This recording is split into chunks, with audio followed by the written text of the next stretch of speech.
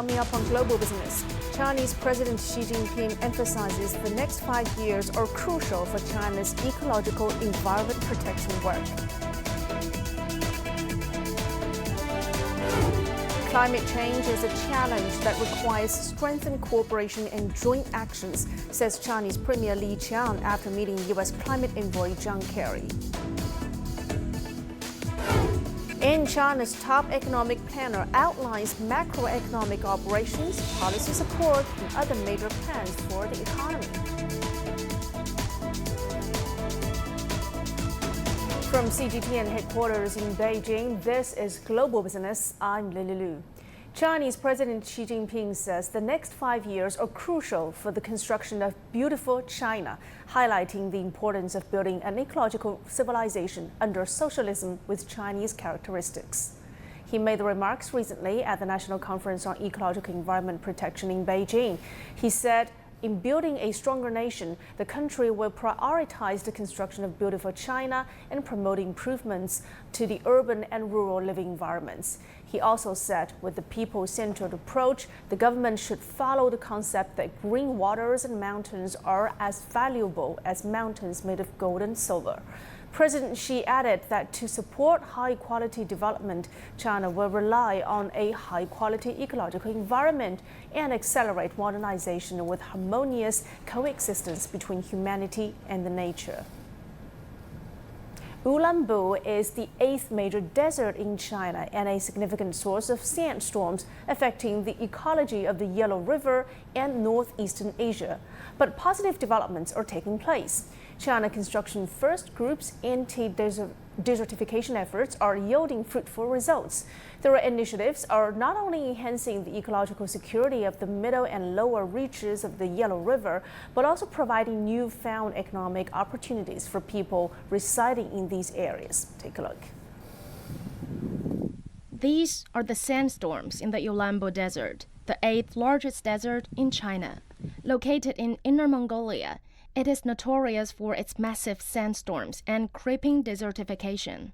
Born and raised here, Wang Xingkui, a local farmer, recalled the days when storms darkened the sky and engulfed his house.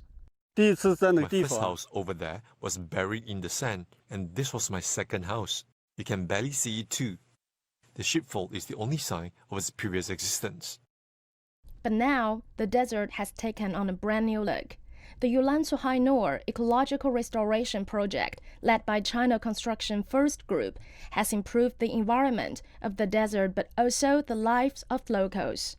There are so many plants here now in the middle of a desert, and these may look like grass, but they are actually trees that can grow up to 5 meters high. And an engineer from China Construction First Group told me that it's an important source of income for local villagers. This is the suosuo tree. We plant them for their windbreak and sand fixation functions. What's more, it can graft sistanch, a traditional Chinese medicine also known as golden shoots, to make profit. Dried sistanch can be priced as high as $60 to $140 per kilogram, and the profit was shared with local farmers. The project team also planned a sustainable forest based on nearly 670 hectares of land to help with poverty alleviation. Local herdsmen and villagers were guided to plant trees and steward the land. The base has provided me with an employment opportunity and has taught me desert planting and drip irrigation techniques. They have empowered me to use my skills learned to diversify my sources of income. So far, 1,200 local villagers have taken part in the forestation efforts, with 100 residents who lived in poverty now earning an addition of about 1,200 monthly during harvest seasons. We are battling desertification and poverty at the same time. Now, a total of 1 million cubic meters of sand will be withheld from flowing into the Yellow River every year. The project's positive impact also extends to the livelihoods of 37,000 people residing in the basin, promising increased incomes and improved economic prospects for the community. He Jingyi, Xu Yi, CGTN. Last week, China's Central Commission for Deepening Overall Reform unveiled its latest blueprint for an upcoming phase of energy system reform. And this crucial initiative will play an important role in China's pursuit of its dual carbon objectives. Our reporter Xu Yi delves into the details. On July 11th, the Central Commission for Deepening Overall Reform in China put forward a comprehensive proposal for advancing the reform of the energy system. This proposal is primarily centered around three key sectors: emission control, oil, and electricity. To begin with, the country aims to enhance the regulation of total energy consumption and intensity, with a gradual transition towards controlling total carbon emissions and intensity. Additionally, there are plans to refine the statistical accounting system for carbon emissions and establish a market trading system for carbon emission rights. And oil and natural gas play a vital role in sustaining the stable and healthy development of China's national economy and the well-being of its people. Consequently, energy enterprises have a significant responsibility in helping China achieve its targets of carbon peak and carbon neutrality. As part of this effort, the country aims to implement prudent reforms in the upper, middle, and downstream sectors and mechanisms of the oil and gas industry, ensuring a consistent and reliable energy supply. Meanwhile, enhancing the construction of the electricity market has remained a key factor of the reform strategy. In the latest plan, China will concentrate on building a more robust electricity supply system by prioritizing 5 essential factors, and this includes a gradual reduction in the proportion of traditional energy sources through safe and reliable integration of new energy sources. Official data reveals that during the 13th five-year plan period, China's average annual energy consumption grew by 2.8%, supporting an average annual economic growth of 5.7%. And the new energy system reform indicates a firm commitment to achieving carbon neutrality while adapting to the energy security environment. Furthermore, the acceleration of energy marketization is anticipated as a result of these strategic measures. Xu Yi, CGTN, Beijing.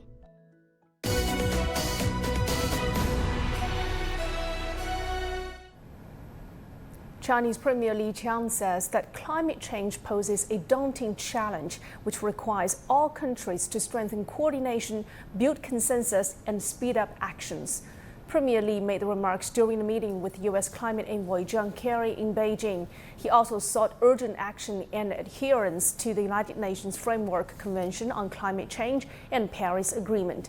And for his part, Kerry said that the U.S. hopes to maintain stable relations with China and is willing to strengthen cooperation to jointly address climate change and other pressing global challenges. Senior Chinese diplomat Wang Yi has also met with the U.S. Special Presidential Envoy for Climate, John Kerry, in Beijing. CGTN's Dong Xue has the latest. Hosting the U.S. Special Envoy and former Secretary of State John Kerry in Beijing, Wang Yi urged Washington to take pragmatic and active policies to push forward future cooperation. He said there is huge potential for cooperation for China and the United States in terms of climate, but at the same time, this cooperation relies on mutual understanding between the two countries.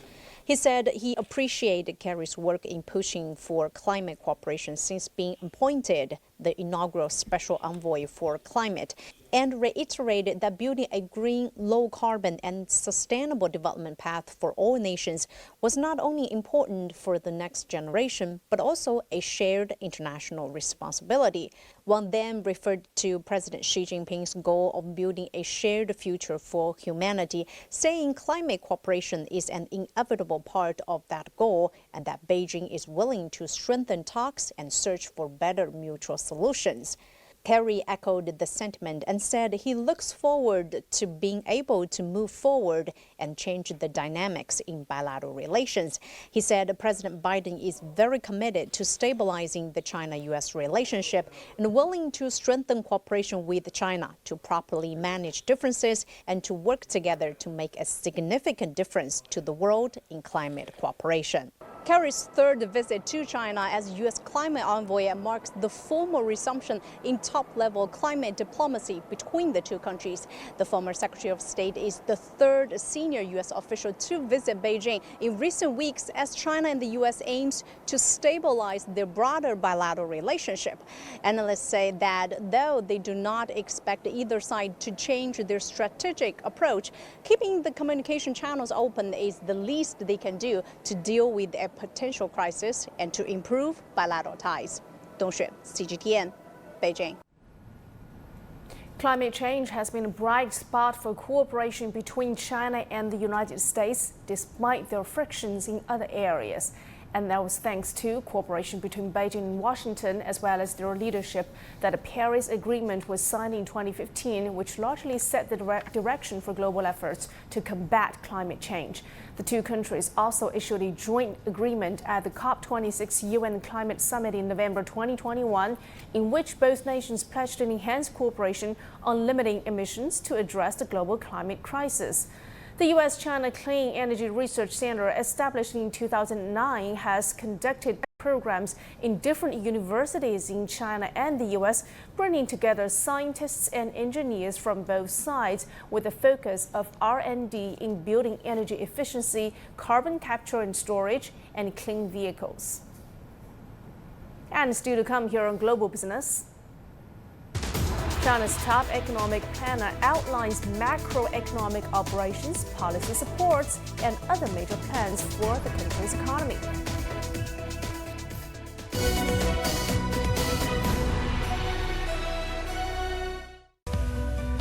We are all connected. Across borders, across continents, connected by ideas, a shared humanity. Stay connected.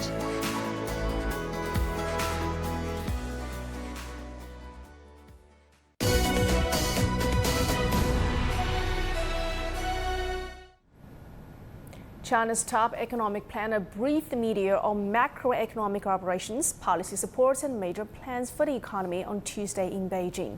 And the message is that the fundamentals for long-term improvement have not changed. CGTN's Gao Wang has more. According to China's top economic planner, the country's economy has been recovering and improving. Its economic structure adjusted and optimized, and the momentum for development has continued to grow. China's strategic scientific and technological capabilities have continued to strengthen, and strategic emerging industries continue to develop.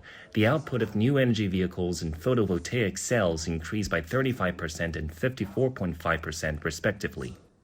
The country's value-added industrial output, an important economic indicator, went up 3.8% year-on-year in the first half of this year. One expert says China's new energy sector has been a strong performer. It's not just the battery producers, but also the producers for solar panel, for wind turbine, for new energy vehicles. They have all had stellar performance in their investment and production. It is partly driven by the domestic policies, and part of that is the government subsidy, and a bigger part of it actually is export. China's GDP grew 5.5% year-on-year in the first half of 2023, in the face of a grave and complex international environment. Officials say that China's economy has strong resilience, great potential, and sufficient vitality, and fundamentals of long-term improvement have not changed. From the perspective of development foundations, China has a complete industrial system, rich human resources, and convenient hardware and software infrastructure network. Its ability to ensure the security of food, energy, resources, industrial and supply chains has been enhanced. And in the last quarter this year, we anticipate a better performance than the third quarter. The market sentiment should stabilize by then. And we actually also anticipate a stronger yuan along with an improved outlook for China's economy. Officials say China's economy is still facing challenges such as relatively weak confidence and insufficient demand. But they are confident that this will be addressed through deepening reform and opening up, promoting innovation, and pursuing high-quality development. Gao Wang, CGTN, Beijing. China has announced a series of measures to help to boost consumption of household goods and services, from furniture to electric appliances. Chinese officials briefed the media on those policies. Huang Yue has more. China's Commerce Ministry has introduced a 11-point plan aiming to accelerate the recovery and expansion of consumption in the home appliances sector. The measures include subsidies for trading in old goods, purchasing green smart home appliances, and various campaigns to boost the sale of home appliances in rural areas. The plan also encourages local governments to step up the renovation of old homes and calls for improvements to e-commerce platforms and the building of a 15-minute service circle. The Chinese Vice Commerce Minister said domestic consumption showed a steady recovery in the first half of this year, with the total retail sales of consumer goods increasing by 8.2% year-on-year and contributing over 77% to economic growth. But it should be acknowledged that household consumption such as furniture and house improvement was still relatively weak. The 11 measures aim to promote green and intelligent development, improve the quality of supply and consumption environment. Officials said China has also rolled out measures to ensure the quality of household products, including building a standard system and strengthening supervision. They added that the country is working on transforming home appliances so that they are elderly friendly.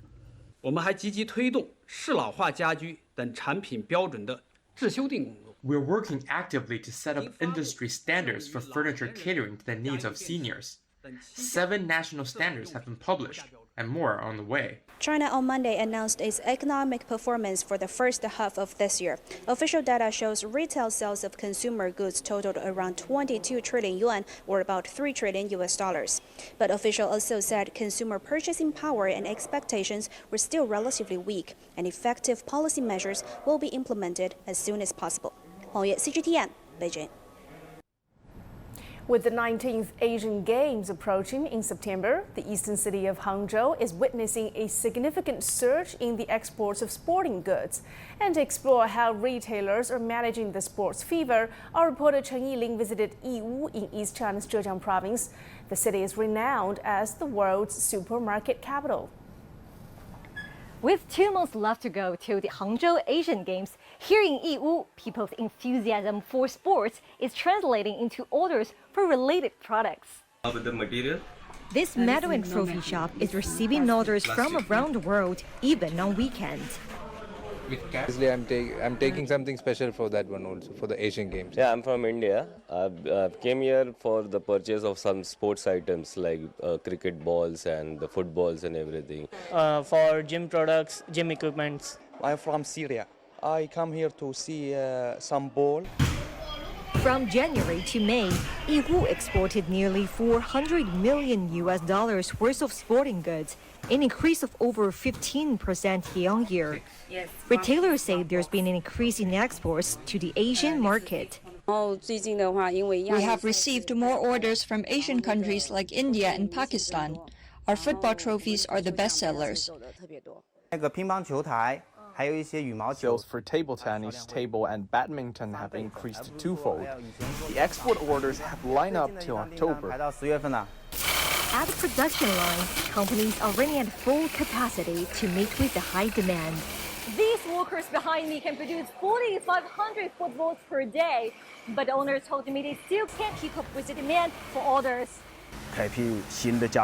My company has to expand cooperation with manufacturers to process some of the orders. We now export to Southeast Asia, Middle East, and South America. The demand is largely coming from amateur sports events driven by the Asian Games. The company, which has experienced a number of world sports events, including FIFA World Cup last year, said while the Asian Games means business opportunities, it's still the quality and diversified products that win the customers. Chen Ling, CGTN, Yiwu, Zhejiang Province. And still to come here on Global Business. Russia pulls out of the year-old agreement that allowed Ukraine to export its grain to global markets, raising fears of rising prices and food shortages in parts of the world.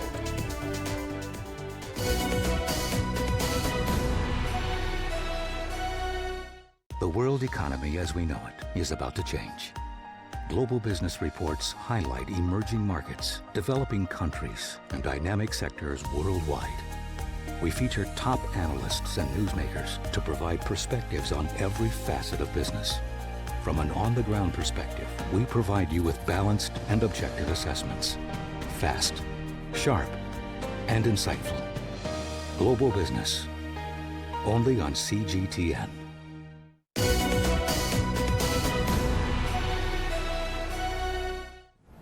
Welcome back. The Black Sea grain deal, which aims to ensure the safety of grain exports from Ukraine, expired on Monday. Russia quit the initiative hours before the deadline and said the safety of its own food and fertilizers were not guaranteed during the past year, and suggested it would consider resurrecting the agreement if its demands were met. The Black Sea deal was broken by the UN and Turkey in July last year to combat a global food crisis worsened by the conflict between the top two grain exporters. Our correspondent Dasha Chenyoshova finds out more details about renewed progress. Well, as we keep hearing from the Russian officials, the position of Moscow is very straightforward. Moscow wants to see some concrete results, and those would be on the part of the Western countries, should they be actually willing to meet the Russian demands that are including 5 main issues on which Russia has not seen any progress. So at the moment, we understand that if there is progress when it comes to insurances, the reconnection of Russia's Rossельhozbank to the SWIFT payment system, or for instance, freight, then certainly Russia will be willing to reconsider and to restart the negotiations on rejoining the Black Sea grain deal. But at the same time, we also understand that Russia's decision for the moment is final. There are no further negotiations taking place at this moment, and Moscow insists that it will fulfill all its obligations that it has under the contract to its purchases. But also Russia also says that it will continue to provide assistance to those countries, to those people in the developing countries who are actually in need of that. That's why Russia has been saying that it is willing to supply those poorest countries in need for free to substitute for the amount of grain that they have been receiving under the Black Sea Grain Initiative. Time now to check out some major business headlines from around the world that we're tracking. A G20 panel has emphasized the urgency for multilateral development banks to implement key changes, such as the creation of a new funding mechanism and tripling sustainable lending by 2030 to combat poverty and achieve vital climate objectives. The initiative was commissioned by the G20 to drive essential reforms for multilateral development banks. In Australia, policymakers at the central bank have opted to keep interest rates unchanged for July. The decision stems from concerns that further tightening could adversely impact household finances. Nevertheless, they caution that some tightening measures might still be necessary in the future to address inflation, depend on economic and inflationary developments. The Turkish lira weakened more than 2% from a fresh record low against the US dollar on Tuesday. Traders are expressing worries that central bank may implement a rate hike this week that could be blow up to the market expectations.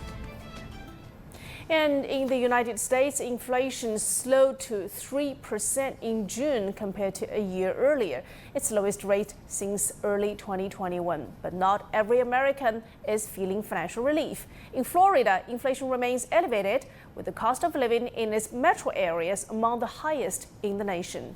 Nisia Soledin-Perez has the story from Miami. So when I moved to Florida in 2021, June 2021, my rent was $1,203. And then when I signed my second lease, it went up to $1,546. And then when I just signed this lease, it went up to $1,988. Isn't that insane they can do that? Floridians are feeling the squeeze as prices for everyday goods and services continue to climb. The Sunshine State is officially America's inflation hotspot, with the popular Miami, Fort Lauderdale, West Palm Beach area seeing inflation at 9%. That's 3 times the national average of 3%. We're recognizing that in South Florida, so much of the effect of rising prices are the result of so many people are coming to Florida to enjoy our wonderful weather, notwithstanding we're in hurricane season, and with the work from home crowd coming here, I think we're going to continue seeing higher inflation prices because of higher rent and mortgage prices. The higher demand for housing has also caused a surge in construction costs. Add to that interest rates and skyrocketing insurance costs. The majority of new developments in South Florida cater to the rich. Michelin-star restaurant and bar. Real estate agent Daniel Prada is selling units in this soon-to-be luxury complex. Prices start at more than $500,000, and that's for a basic studio layout. It is very difficult to develop for the lower middle class here in South Florida. One, the cost of land is very expensive. The cost of labor is very expensive, and now the materials to build that, it is very expensive. So for developers to make a profit, they have to sell or cater to the ultra wealthy, because the new inventory, it costs a lot of money to develop. It is becoming a city only for the rich people. Some economists believe many of these issues will correct themselves in the long run. Still, inflation is sticky, and experts say the housing crisis in South Florida could worsen. Perhaps a new definition of the American dream for Floridians, willing to sacrifice for the beaches, landscapes, and luxuries the state is now known for. Nitza Soledad Perez, CGTN, Miami.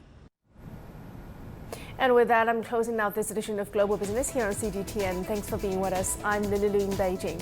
See you next time.